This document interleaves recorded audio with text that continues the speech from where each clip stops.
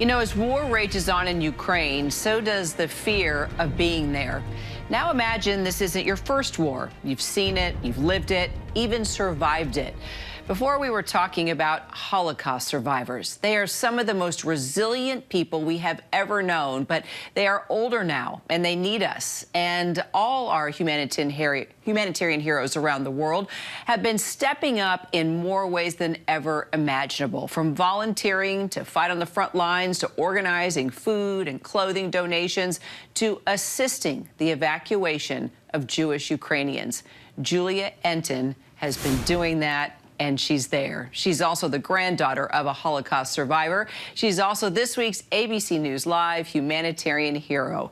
Julia, so glad to have you here with us. It really is quite amazing, the work that you are doing. Tell me how you're working to get these Holocaust survivors who are trapped in yet another war safely out of Ukraine. Well, first of all, thank you so much for having me. It really is an honor to have to represent the community at large and people who are helping with this effort. It really comes from, at the moment, in my experience, from a large amount of grassroots organizations like Safebo, Israeli organizations like Yad Ezer, Lehaver, and also smaller organizations that have been formed throughout the years as a result of potential response to the aggression from Russia, in such organizations like Nova Ukraine and other organizations that really are international and United States-based organizations like the Plain Compassion Crisis Response.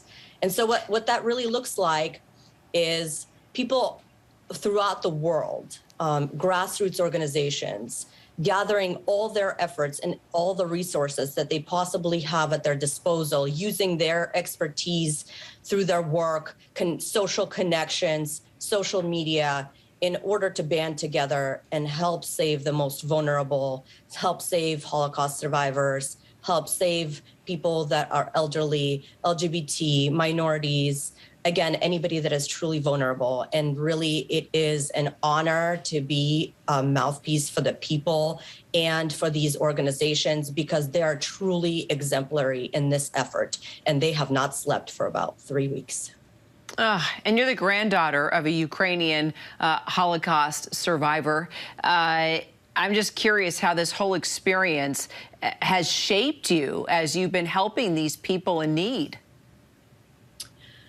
As you can imagine, on top of being a granddaughter of Holocaust survivors, one of whom thankfully is still alive, my grandmother, I have, in my professional capacity, been helping Holocaust survivors through my work at Tzedek for about 7 years. And my family roots, which obviously lie in Ukraine, specifically in Odessa and Kiev, and my personal desire to help the people who really at this moment are incredibly vulnerable, that desire informs it all. And I think that this is the time, if ever, for the community to step up, because we really owe it to our grandparents who managed to survive what is the worst that could have befallen anybody in humanity.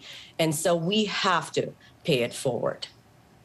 How do you build a rapport with these survivors? Because, I mean, they're dealing with severe trauma, health issues, they're elderly, probably a lot of post-traumatic stress as well from the Holocaust. How do you get them to trust you and believe that it's going to be okay to leave their homes behind? Having obviously common roots really helps. Understanding the work with this particular cohort of individuals is also important. Knowing that you have particular training, which thankfully I have had, it happens to be a bit of coincidence that I have had to work with people with severe trauma, and namely how to approach the people, how to establish a rapport. I happen, again, to have an advantage because I can connect with them through their just experience, life experience, and say, I am a granddaughter of Holocaust survivors. My grandparents are from Kiev, Odessa, throughout little tiny shtetls in Ukraine. And so here I am, and I'm here out of my sincere desire to help you. And again, it's very important to understand that these people, again, are suffering tremendous re-traumatization. And I am not sure that they have come to take in the true horror, because again, unlike many other people, they can't casually run down to the bomb shelter. They cannot easily make their way to safety. So a lot of them are unfortunately witnessing the first-hand accounts of the horror that is truly happening on the streets of their cities from their windows. Well, I know you also work with the Holocaust Service Project as a paralegal at the law firm. Now you're helping these survivors flee Ukraine. Julia Entin, really amazing what you're doing. Thank you so much for being a humanitarian hero. It was an honor to interview you. Thank you so much. Thank you. Hi, everyone. George Stephanopoulos here. Thanks for checking out the ABC News YouTube channel. If you'd like to get more videos, show highlights, and watch live event coverage, click on the right over here to subscribe to our channel. And don't forget to download the ABC News app for breaking news alerts. Thanks for watching.